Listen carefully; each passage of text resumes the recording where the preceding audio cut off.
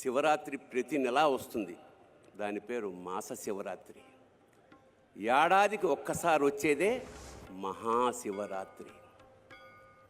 ఈ మహాశివరాత్రి సందర్భంగా ఆ పరమేశ్వరుడు మహానందపడుతున్నాడు. కారణం ఏమిటంటే శివుడు ఇవాళ చంద్రబాబు గారిని ధరించి చంద్రశేఖరుడయ్యాడు. శిఖ మీద ధరించాడు కాబట్టి చంద్రశేఖరుడు. అలాంటి ఇవాళ తెలుగు జాతంతా గర్వపడేలాగా భవిష్యత్ నిర్దేశనం చేస్తున్న ఆ మంత్రి మండలందరికీ చాలా ఆనందంగాను గర్వంగాను నమస్కారం చేసుకుంటూ, సామాన్య స్థాయి నుంచి ఇవాళ అంచెలంచెలుగా ఎదుగుతూ ఒక మహావటవృక్షంలా తయారైన వంశీకృష్ణ గారికి నిజంగా అభినందనలు తెలియజేస్తూ ఇవాళ ఇంత మహాసభని ఏర్పాటు చేయగలిగారు. అలాగే మహా టీవీ ఇవాళ మహాభక్తి టీవీగా కూడా ఇవాళ నుంచి ఆరంభమైంది. ఇంకా భక్తి ఎల్లడల యావత్ ఆంధ్రదేశం 2 రాష్ట్రాలకి వెదజల్లుతుందని మనస్ఫూర్తిగా నమ్ముకుంటూ, భక్తి అంటే విభక్తము కానిది భక్తి, అచంచలమైన ఏకారాధన మాట. ఈ సందర్భంగా ఒక చిన్న పిట్ట కథ చెప్పి ఆ తర్వాత శివతత్వంలోకి వెడదాం. ఒక బిజినెస్ మ్యాన్కి బాగా డబ్బులు వచ్చాయి. బాగా డబ్బులు వచ్చిన సందర్భంలో అతను వజ్రాల ఉంగరం చేయించుకుని నవరత్నాలది. మరి ఏం కక్కుర్తి పడ్డాడో కొంచెం తక్కువ వచ్చింది అందులో బంగారం. పెట్టుకున్నాక రాత్రి తీసేద్దామంటే బిగుసుకుపోయింది, రావట్లా. ఏదో ఆయిల్ రాశాడు, కష్టపడ్డాడు, రాలేదు. రాత్రంతా ప్రయత్నిస్తే వేలు ఉబ్బిపోయింది. పొద్దున్నే భార్యకి చూపించాడు, వేలు ఉబ్బిపోయింది, ఏం చేయమంటావని. మరి ఎట్లాగా వెళ్ళి చూపించండి అంటే కంసాలి దగ్గర తీసుకెళ్ళాడు కట్ చేయించి. అతను అన్నాడు, కాదండి బాగా వాచిపోయింది, కష్టం, ఒకసారి డాక్టర్కి చూపించండి. డాక్టర్కి చూపించుంటే కట్ చేయాల్సిందే అంటే ఏంటి వేలా అన్నారు. కాదు ఉంగరం. మరి ఎలాగా రావట్లేదు.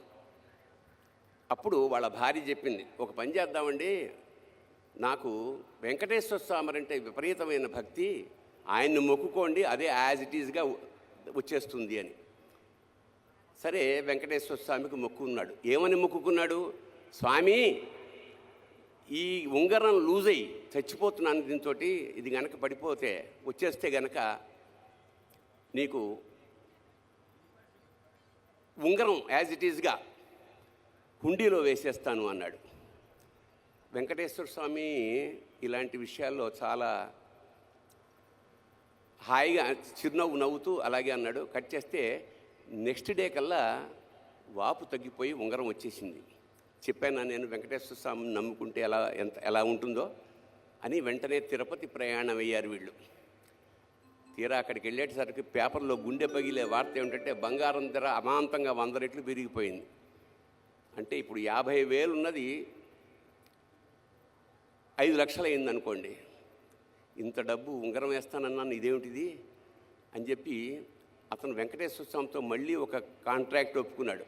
స్వామి, నేను ఉంగరం వేస్తానన్నది లాస్ట్ మంతు, అప్పుడు బంగారం ధర ఇంతే ఉంది, ఇప్పుడు దానికి నీకు సంబంధం లేదు, అంచేత అప్పుడు దాని ఖరీదు 50,000 రూపాయలు కాబట్టి ఆ 50,000 వేసేస్తాను అని 50,000 పొట్లం కట్టి ఓం గోవిందా గోవిందా అని హుండీలో ఆ డబ్బులు వేసేసాడు. దాంతోపాటు ఉంగరం కూడా పడిపోయింది. అందుకే వాడిని వడ్డీ కాసుల వాడు అంటాడు. అంచేత దేవతలతోటి మనం బేరం చేయకూడదు. అంచేత భక్తి అంటే నిష్కామ భక్తి, నిశ్చల భక్తి ఉండాలి. మరి మనం ఇవాళ మహాశివరాత్రి సందర్భంగా శివుణ్ణి వెతుక్కుంటున్నాం. శివుడు ఎక్కడుంటాడు? ఎక్కడ ఉండడు? సర్వాంతర్యామి కదా. నీలోనూ ఉంటాడు, నాలోనూ ఉంటాడు. నాలోన శివుడు గలడు, మీలోన శివుడు గలడు, నాలోన శివుడు గలడు. మీలోన శివుడు గలడు, నాలోన శివుడు గలడు. మీలోన శివుడు గలడు, నాలోన గల శివుడు. మీలోన గల శివుడు లోకములేలగలడు.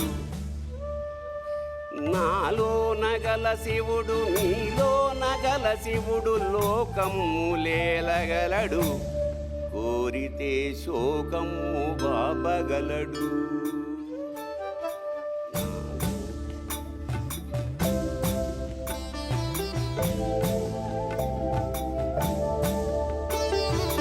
నాలోన శివుడు గలడు,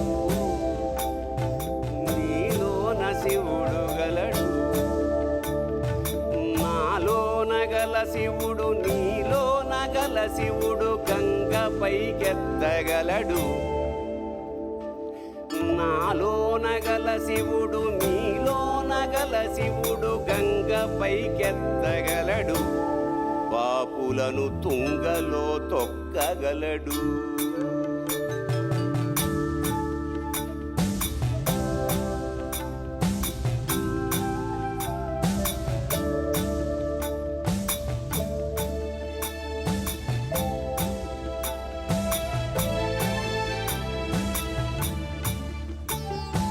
నాలోన గల శివుడు, నీలోన గల శివుడు ఒక కన్ను తెరవగలడు.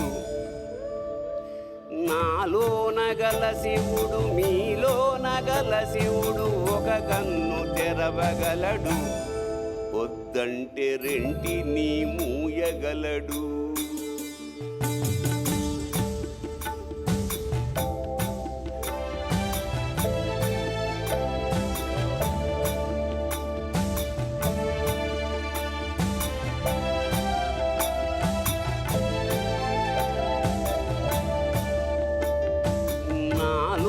గల శివుడు, నీలోన గల శివుడు సగము పంచియగలడు. నాలోన గల శివుడు, నీలోన గల శివుడు సగము పంచియగలడు. తిక్కతో అసలు తుంచేయగలడు. శివుడు గలడు, నీలోన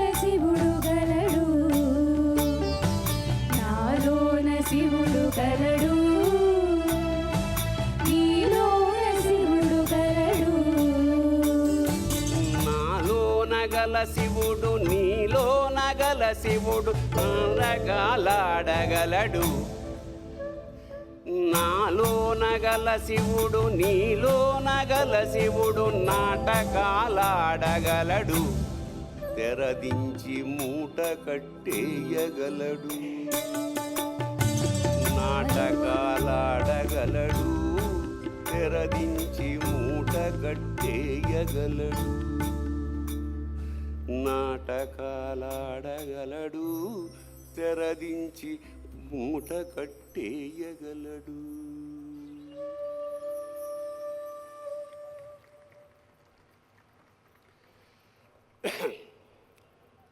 శివుడికి విష్ణువుకి భేదం లేదు. మనం అజ్ఞానం కొద్దీ శివుడు వేరు విష్ణువు వేరు అనుకుంటుంటాం.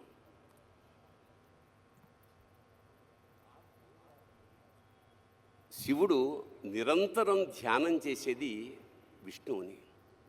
అలాగే విష్ణువు యోగ నిద్రలో ఉండి నిరంతరం తలుచుకునేది శివుణ్ణి. అంచేత ఒకే కాయనికి ఉన్న రెండు వైపులా ఉండేదే శివుడు విష్ణువు. ఉదాహరణకి మనం పొద్దున్న లేచి ఆఫీసులకి పనులకి వెళ్తాం. వెళ్ళినప్పుడు మనం డ్రెస్ వేసుకుంటాం, సూట్ వేసుకుంటాం, వాచ్ పెట్టుకుంటాం, ఉంగరాలు పెట్టుకుంటాం. ఆడవాళ్ళైతే నగలు ధరిస్తారు. అలంకరణ అంతే. అలంకరణ ప్రియో విష్ణు, అభిషేక ప్రియో శివ. అలంకరణలో ఉండే విశేషం ఏమిటంటే విష్ణు తత్వం. దాంతో ఆఫీస్కి వెళ్తాం, పనులు చేసుకుంటాం. అదంతా అయిపోయిన తర్వాత సాయంత్రం వచ్చిన తర్వాత మగవాళ్ళు అయితే వెంటనే చొక్కాలు ఇక్కలన్నీ తీసేసి లుంగిలోకి మారుతారు, ఆడవాళ్ళు నైటీలోకి మారుతారు. అంటే శివతత్వం ఎంటర్ అయిందనమాట. ఇక్కడి నుంచి రీఛార్జింగ్ ది బ్యాటరీ, అంటే రిలాక్స్ అవుతాం, పడుకుంటాం, పొద్దున్న కల్లా ఎనర్జైజ్ అవుతాం, మళ్ళీ విష్ణుతత్వంలోకి ఎంటర్ అవుతాం. సో పగలల్లా మనకి శక్తినిచ్చేది విష్ణుతత్వం అయితే, మనలో బ్యాటరీ ఛార్జ్ చేసేది శివతత్వం. ఇది తెలుసుకోలేక మనం నిరంతరం జీవితాంతం నేను శివతత్వంలోనే ఉంటాను, పడుకుంటా అంటే పెళ్ళం గెంటేస్తుంది. అలాగే నిరంతరం విష్ణుతత్వంలో ఉండడం అసాధ్యం. అంచేత శివ విష్ణువులు ఒక్కరే. అందుకని ఎంత మోసగాడివయ్యా శివ, నువ్వు ఎంత వేషగాడివయ్యా శివ, ఎంత మోసగాడివయ్యా శివ, నువ్వు ఎంత వేషగాడివయ్యా శివ, నువ్వు ఎంత వేషగాడివయ్యా శివ.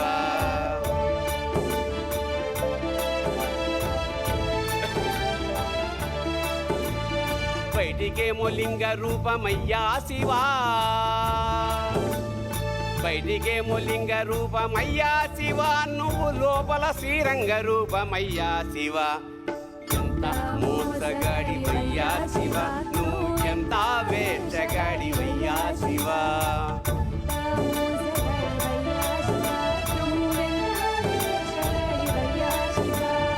పైన 3 నామాలేనయ్యా శివా, పైన 3 నామాలేనయ్యా శివ, నీకు లోన 1000 నామాలంటయ్యా శివ. ఎంత మోసగాడివయ్యా శివ, నువ్వు ఎంత వేషగాడివయ్యా శివ,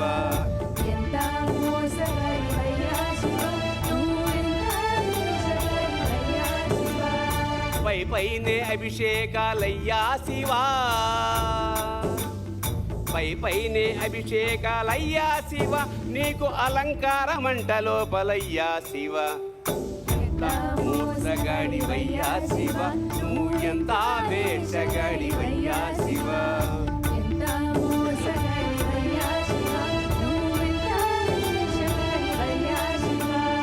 బయటికేమో తోలు బట్టలయ్యా శివా,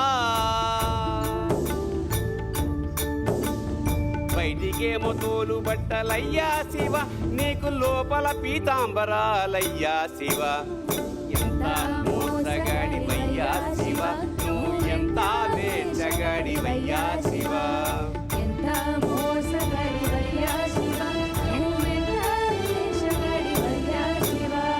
వల్లకాడే వైకుంఠమయ్యా శివా,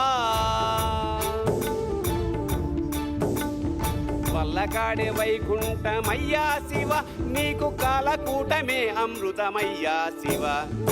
ఎంత మోసగాడివయ్యా శివ, నువ్వు ఎంత వేషగాడివయ్యా శివ,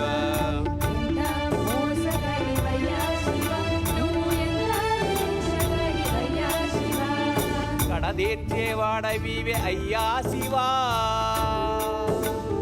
కడదేర్చేవాడవివే అయ్యా శివ, మమ్ము కాపాడేవాడవివే అయ్యా శివ.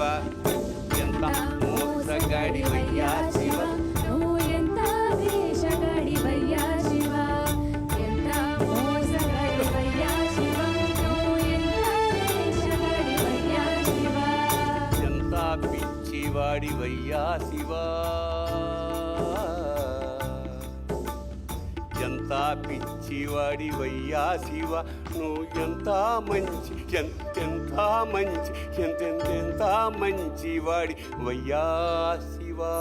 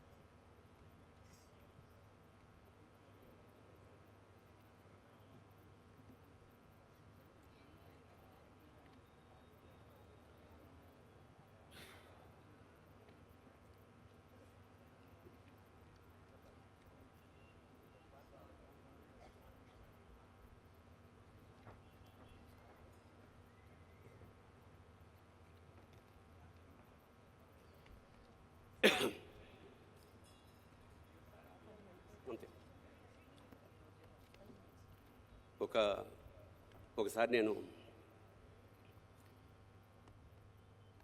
ఆటగదరా శివ గానం చేయడానికి మా టీంతో శ్రీశైలం వెళ్ళాను. అక్కడ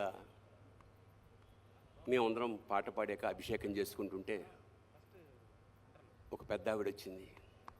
తెల్లటి విభూది, తెల్లటి జుట్టు, వయసు ఒక 70 ఏళ్ళు ఉంటుంది. ఆవిడ అభిషేకం చేస్తూ ఈ జన్మకి ఇంతేరా మల్లన్న అంది. అంటూ ఆవిడ కన్నీటి బొట్టుని శివలింగం మీద జారవిడిచింది. అంటే ఒక విధమైన ఉద్వేగంతో స్టన్ అయిపోయాను నేను. ఎన్ని క్షీరాభిషేకాలు చేస్తే ఇంత పుణ్యం దక్కుతుంది? కన్నీళ్లతో స్వామిని అభిషేకించి ఈ జన్మకి ఇంతేరా మల్లన్న అంది. మల్లికార్జున స్వామిని మల్లన్న అని చాలా ప్రేమగా పిలుచుకుంటారు. ఈ జన్మకి ఇంతేరా అంటే శ్రీశైల శిఖరం దృష్ట్యా పునర్జన్మ నవిద్యతే. ఒకసారి శ్రీశైల శిఖరం కనుక వస్తే ఇక జన్మరాహిత్యం అనేది మన వాళ్ళు చెప్తూ ఉంటారు. అలాంటిది ఈవిడ ఈ జన్మకి ఇంతే అంటుంది. చాలంటోంది ఏమిటి అంటే ఇదే లాస్ట్ టైమా లేదా ఇదే ఫస్ట్ టైమా నాకు అర్థం కాలేదు. అప్పుడు నాలో ప్రయత్నంగా ఈ జన్మకి ఇంతేరా మల్లన్న అన్న వాక్యం రాత్రంతా తిరుగుతోంది. అప్పుడు పుట్టిన పాట ఈ జన్మకి ఇంతేరా మల్లనా,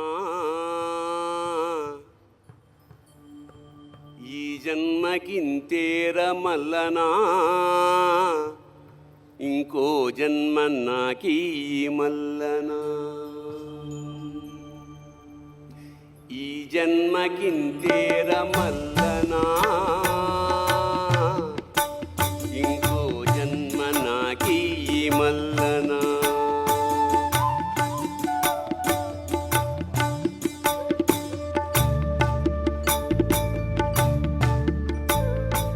తల్లి గర్భములోన మల్లనా,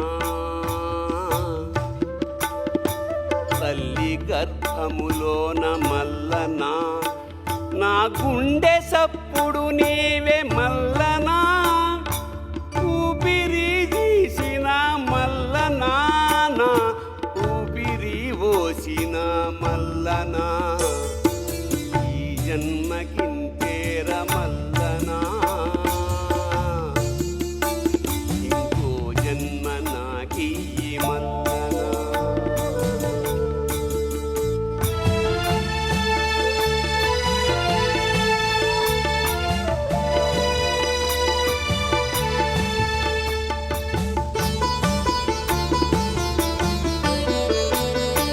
వచ్చేటి జన్మాన మల్లనా,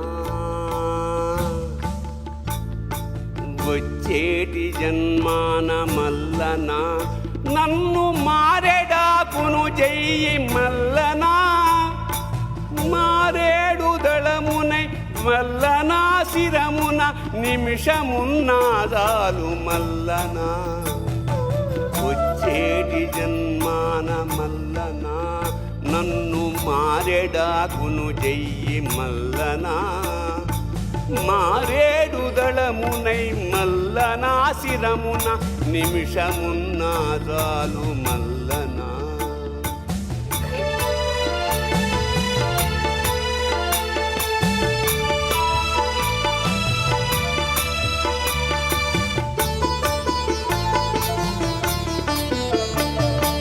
కొండంత ఎతికాను మల్లనా,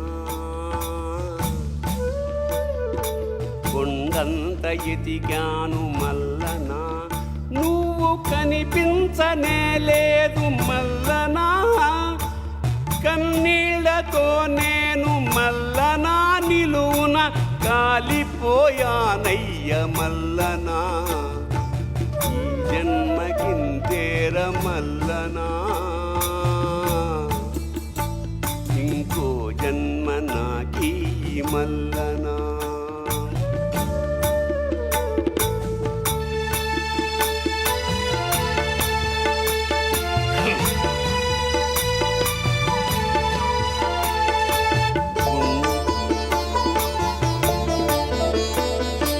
గుండెలో ఉన్నావ మల్లనా,